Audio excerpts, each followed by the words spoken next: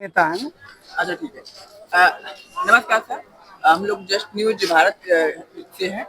Sir आज जो यहाँ पे प्रोटेस्ट हुआ है अम्बेडकर चौराहे पर, इसके संबंध में आप अपनी प्रतिक्रिया क्या देना चाहते हैं? क्यों इस विरोध का प्रोटेस्ट कर रहे हैं, जबकि सरकार ने कल ही बोल दिया है कि इस विड्रॉल को हम वापस ले रहे हैं और इसको हम फिर से वो जो है वो ड्राफ्टिंग में डाल रहे हैं, पुनर्विचार करके फिर इसको विधेयक को लाया जाएगा। देखिए, यह सरकार भस्मासुर सरकार है। धीरे धीरे सामाजिक संगठनों को लीलते हुए देश के सारे संवैधानिक संस्थाएं हैं जो सत्ता पर कभी अंकुश लगाने का काम करती थी, उसको भी ये भस्मासुर की तरह लील चुके हैं। एक ही संस्था बची थी, वह है भारत की न्यायिक संस्था, वकीलों की संस्था, काउंसिल ऑफ इंडिया, ठीक है, बार काउंसिल ऑफ इंडिया। अब इसके आंख में ही खटक रहा था। तो अधिवक्ताओं पर और न्यायिक व्यवस्था पर अंकुश लगाने के लिए यह एक काला कानून एडवोकेट एक्ट 1961 को संशोधन करने के लिए संशोधन 2025 ले आई थी, जिसको ड्राफ्ट करके सरकार के ड्राफ्ट से ही पता चलता है कि कोई कानूनविद, कानून का जानकार इस मसौदे को ड्राफ्ट नहीं किया है। इस मसौदे को नौकरशाहों ने ड्राफ्ट किया है। हम कानून के लोग जब इसको अध्ययन किए तो मालूम चला कि ये पूरी तरह से काला कानून है। अधिवक्ताओं को पंगु बनाने का काम कर रही है, न्यायिक व्यवस्था को चरमरा देने का काम कर रही है। इस रोष से हम लोग आज सड़क पर उतरे थे। और आज जहां तक रही बात कि मसौदा उन्होंने जो अभी वापस लिया है, वो कहा है कि जो पब्लिक डोमेन में था उसको हम विड्रॉ कर रहे हैं और जो स्टेक होल्डर हैं, हितधारक हैं, उनसे हम राय मशवरा करेंगे। तो सरकार बड़ी धूर्त है। ये सरकार चाहती है कि अपने जो लाभार्थी किस्म के लोग हैं उनको हितधारक के रूप में रख करके कमेटी में और अपनी मंशा को फिर लागू करके फिर कहते हैं कि ये तो सारी आर्थिक संस्थाओं ने राय दिया, उस पर हमने काम किया था। तो ऐसे हम लोग सतर्क हैं, हम ऐसे हितधारकों का नहीं। हम चाहते हैं कि देश के सारे बार उसके हितधारक हैं। बार से हमारे हर बार से वो इस अमेंडमेंट बिल पर चर्चा करावे और उसमें जो सुधार का वो है वो हमसे ले, उसके बाद अमेंडमेंट बिल को एक्ट में लावे, संसद में पास करावे, उसको हम स्वीकार करेंगे। सरकार कह रही है कि हमने सारे वकीलों के हितों को ध्यान में रखते हुए इस बिल को ड्राफ्ट किया है। अधिवक्ता तो अपने प्रोटेक्शन एक्ट की मांग कर रहे थे। सरकार कह रही थी हम प्रोटेक्शन एक्ट ला रहे हैं, प्रोटेक्शन एक्ट नहीं लाई। कानून मंत्री देश के हर स्टेट में जाके कह रहे हैं अधिवक्ताओं के लिए हम हेल्थ बीमा ला रहे हैं, अधिवक्ताओं के लिए जीवन बीमा ला रहे हैं। तो अभी तक तो न हेल्थ बीमा लाई, न जीवन बीमा लाई, कोई भी कल्याणकारी योजना अधिवक्ताओं के लिए सरकार नहीं लाई। और जहां तक आप पत्रकार हैं, जागरूक हैं, आप देखेंगे सारे पत्रकारों को किस तरह से अंकुश में कर रखा है। आप ऐसे सोशल मीडिया हैं तो जो नागरिकों के बीच आकर के नागरिकों की बात पहुंचा रहे हैं, नागरिकों तक सच्ची बातें। नहीं तो ये स्ट्रीम मीडिया को भी ये लील चुकी है यह सरकार, इसलिए सच्ची बातें नहीं आ पा रही हैं, मिथ्या बातें आ रही हैं। ये बताया जा रहा है कि अधिवक्ता हित के लिए अधिवक्ताओं मुकदमा लड़ेगा, आपकी बात कहने जाएगा अदालत में और कहीं पे दो पक्ष होते हैं, कोई जीतता हारता है, तो एक पक्ष हार रहा है तो उस पर 3 लाख की पेनल्टी लगा दिए। ये क्यों हो रहा है? इसके जरिए यह चाहते हैं कि कारपोरेट घराना भी कानून में आ जाए और हमारी जो एडवोकेट्स जो एक जगह बैठते थे, एक कचहरी कंपाउंड में बैठते थे, इसको भी खत्म कर रही है। अब एक लॉ ग्रेजुएट भी पान की दुकान किए हुए है या कहीं कर्मचारी है किसी कारपोरेट में, वो आके वकालत करेगा। इसी चीज को रोक के लिए अधिवक्ता अपने उसके लिए कि सरकार के खिलाफ आवाज न उठाए, अधिवक्ता इसके लिए जागरूक है। सरकार का हर काले कानून का, उसके बुरी नीयत का हर तरह से विरोध करेगी। करेगा यह अधिवक्ता सर, समुदाय। सरकार का कहना और कहीं ना कहीं ये मंशा भी है कि ये अमृत काल है। यहाँ पे संसद भवन परिवर्तन हुआ, कंपनी एक्ट जो था 1956 उसको बदल दिया गया, 2013 लाया गया। इसके बाद इसी तरीके से जो आपका जो आईपीसीसी था उसको भी परिवर्तित किया गया। जो सरकार कह रही है कि टेक्नोलॉजी के समय में सब कुछ परिवर्तन हो रहा है, उसमें अपग्रेड हो रहा है, तो हम इसको अपग्रेड वर्जन लेके आ रहे हैं तरीके से। हम भी मानते हैं कि समय के साथ परिवर्तन होना चाहिए। अभी आपने कहा आईपीसी में जो परिवर्तन किया, आईपीसी में कोई परिवर्तन नहीं किया है, धाराओं का इधर उलटफेर कर दिया, जिससे आज अधिवक्ता उनके नाम बदलने से बहुत असमंजस में है। सीनियर अधिवक्ता असमंजस में रहते हैं और उसमें भी ऐसे प्राविधान कर दिए हैं अधिवक्ताओं और आम जनता की हाथ काट दिए हैं। आईपीसी में जो पुलिस अधिकारी उत्पीड़न करता था, उसको कहीं न्याय नहीं मिलता था तो भाग करके न्यायालय आता था, अधिवक्ता उसको न्याय दिलाते थे। आज हम 156(3) में उसके खिलाफ कोई भी कंप्लेंट अधिकारी के खिलाफ, सरकारी अधिकारी के खिलाफ अधिवक्ता नहीं कर सकता है, आम जनता को न्याय नहीं दिला सकता है। ऐसे चीजें कानून बना रही है सरकार, हर चीज अपने हाथ में अंकुश में लेना चाहती है और सरकार इस तरह से निरंकुश हो जाएगी। इसको अंकुश में लगाने का काम अधिवक्ता समुदाय अब करेगा। कहीं ना कहीं विदेशी फर्मों को भी इंडिया में आकर प्रैक्टिस करने की बात कही गई है कि इसमें विदेशी फर्में जो है, जो लॉ फर्में है, वो भी इंडिया में आकर प्रैक्टिस कर सकेंगी। उनको भी कहीं ना कहीं यहाँ पे उनको अपना मौका मिलेगा सुनहरा। और दूसरा सरकार का ये भी कहना है कि कहीं ना कहीं जो इनमें जो जैसे आप लोग विरोध करना है कि हम लोग को प्रोटेस्ट करने का राइट सरकार छीन रही है 35 के साथ, तो सर एडवोकेट और जनता सरकार कहीं ना कहीं आप लोग के यूनिक एक ग्रुप है, आपका ग्रुप, आप एसोसिएशन है, आप लोग जागरूक प्रबुद्ध के, तो आप लोग को इसका अधिकार क्यों चाहिए कि आप लोग को सड़कों पर उतर के प्रदर्शन करना पड़े? अगर सरकार देखिए समस्या क्या है? नहीं, अभी कहाँ वापस ली है, वही तो कह रहे हैं। सरकार अभी धोखे में रखी हुई है कि अभी हम तो केवल पब्लिक डोमेन में जो हम राय शुमारी कर रहे थे उसको हम बंद कर रहे हैं। स्टेक होल्डर से, हितधारकों से हम अपनी राय लेंगे। वो हितधारक कौन है बतावें, वो हितधारक कौन होंगे? हम तो चाहते हैं कि जो उसमें कमियां हैं उसमें अमेंडमेंट होना चाहिए, संशोधन होना चाहिए, लेकिन आप हमारी जुबान को बंद करके, हमारे हाथों को जंजीर पहना करके तो आप नहीं बंद कर पाएंगे। लोकतंत्र में विरोध करने का एक अधिकार होता है, अंतिम हथियार होता है हड़ताल।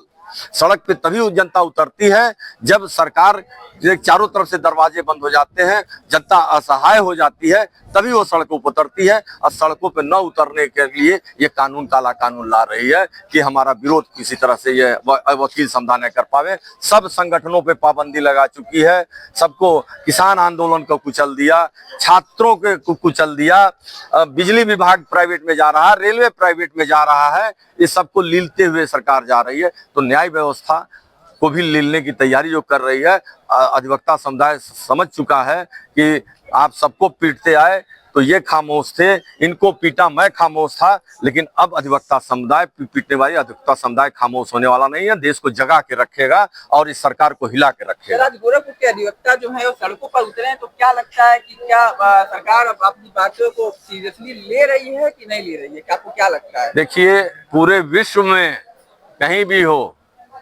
जब अधिवक्ता सड़कों पर उतरता है तो वो कितना भी बड़ा तानाशाह रहा हो, उसको अधिवक्ता के सामने झुकना पड़ता है। यहाँ आपके बगल में पाकिस्तान भी एक मुल्क है, वहाँ तानाशाह बहुत होते हैं, तानाशाह बहुत पैदा हुए, लेकिन जब अधिवक्ताओं ने मोर्चा संभाला तो तानाशाह को भी अपने पैर पीछे कदम खींचने पड़े हैं। तो यहाँ मोदी और शाह को भी अपने पैर कदम खींचने पड़ेंगे। हम लोग कानून के जानकार हैं, कानून की एक एक गतिविधियों पे, एक एक लाइन को बड़े अच्छे से, एक एक हर्फ को बड़े अच्छे से पढ़ते हैं, समझते हैं, तब जाकर के अपनी बात सक्षम जगह रखते हैं। आप कैसे कह सकते हैं कि ये तानाशाही सरकार लोकतांत्रिक व्यवस्था से, हमारे जो प्रधानमंत्री जी जिनका नाम लिया है, तो जो हमारे गृह मंत्री साहब हैं, उन लोगों का तो लोकतांत्रिक तरीके से एक चुनाव किया गया है, आम जनता ने चुना है, तो आप कैसे कह सकते हैं कि चुनाव होना अलग बात है, फिर चुनाव में जीत करके तानाशाही रवैया अपनाना कि हम अब अगली बार हटेंगे नहीं, जनता को अपने नीचे दबा के रखेंगे, ये एक प्रवृत्ति होती है, एक मानसिक बीमारी है ये। अब ये लोग समझ लिए हैं कि हम इसी तरह से करके तानाशाही रवैया अपना के ही अब सत्ता में बने रह सकते हैं। तो अब जनता को हम लोग जागरूक करेंगे, इनकी तानाशाही को या अपनी रवैया बदले या तानाशाहों को उतार करके जनता को उतारेगी एक आप दिन। भी एक वकील हैं, तो जैसे सर ने बोला कि ये सरकार तानाशाही कर रही है, तो आपको क्या लगता है कि वाकई में सरकार तानाशाही कर रही है? क्योंकि तो पब्लिक डोमेन में लाया था कि चर्चा करिए, इसके बाद इस कानून को हम पास करेंगे। जैसा कि अभी भी सरकार ने आपको राइट दिया है, तानाशाही होती तो आज आप सड़कों पर नहीं उतर आए होते। बिल्कुल बिल्कुल, हम लोग संवैधानिक अधिकारों के तहत अपनी लड़ाई को लड़ा जा रहा है। इसमें दूर राय नहीं है कि चाहे मोदी हो चाहे कोई भी तानाशाही देश का सरकार हो, उसके खिलाफ अगर अधिवक्ता आता है तो निश्चित रूप से उनका पतन होगा। सर क्या लगता है आपको कि ये परिवर्तन जो सर बता रहे हैं, आपको क्या लगता है जो परिवर्तन कर रहा है सरकार कर रही है, जो नया विधेयक लाई है, उससे आपको क्या लगता है, क्यों आपको उसमें भविष्य में आपको क्या समस्याएं दिखती है? देखिए, यह सरकार देश के संविधान को परोक्ष रूप से नहीं बदल पाई तो अपरोक्ष रूप से संविधान बदल रही है को करने की सोच रही है। संविधान की रक्षा न्यायालय करता है, अधिवक्ता करते हैं। अधिवक्ता जब कमजोर होगा तो हमारी न्यायिक व्यवस्था कमजोर होगी, न्यायिक व्यवस्था कमजोर होगी तो संविधान अपने आप कमजोर हो जाएगा। तो हम लोग संविधान को भी बचाने का काम कर रहे हैं।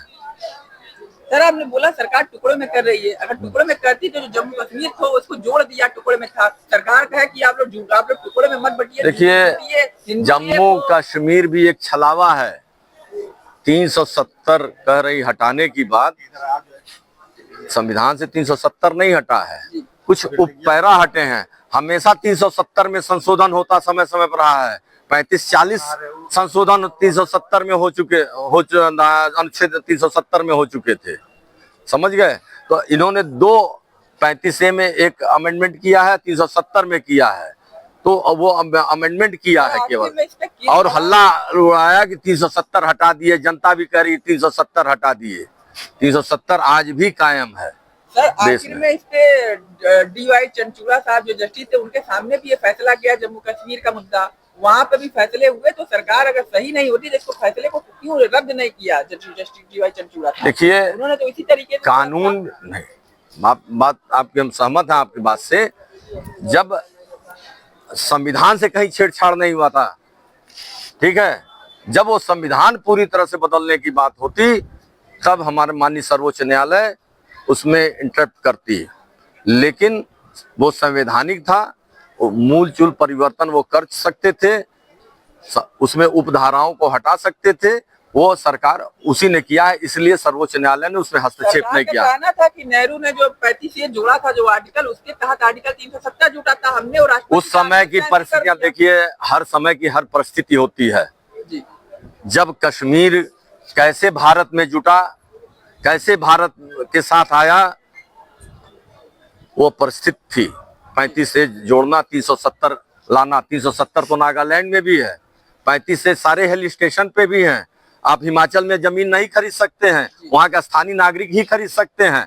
केवल एक वर्ग विशेष के कारण भारत की जनता को गुमराह करना था, इसलिए कश्मीर का मुद्दा विशेष रूप से बनाया जाता है। सर आप बताइए, अब जैसे जम्मू कश्मीर में आप जमीन खरीद सकते हैं, तो यहाँ पे एडवोकेट बता सकते हैं अधिवक्ता कि कितने लोग जम्मू कश्मीर में जमीन खरीदने के लिए तैयार है? कोई तैयार गया भी वहाँ पे? क्योंकि भाई आप लोग को राइट हो चुका है। कश्मीर की जनता को धोखा बनाया, कश्मीरी ब्राह्मणों को धोखा दिया, कश्मीरी ब्राह्मणों को पलायन कराया। आज तक कश्मीरी ब्राह्मण जहाँ रहते हैं रिफ्यूजी सेंटर में, भाजपा का कोई बड़ा नेता आज तक उस रिफ्यूजी सेंटर में तक नहीं गया है। और उनके पुनर्वास, जब तक विपक्ष में रहती थी पुनर्वास की बात करती थी। 7 साल अटल बिहारी की सरकार रही, 11 साल मोदी जी को होने जा रहा है। पुनर्वास की बात कश्मीरी ब्राह्मणों की नहीं होती है।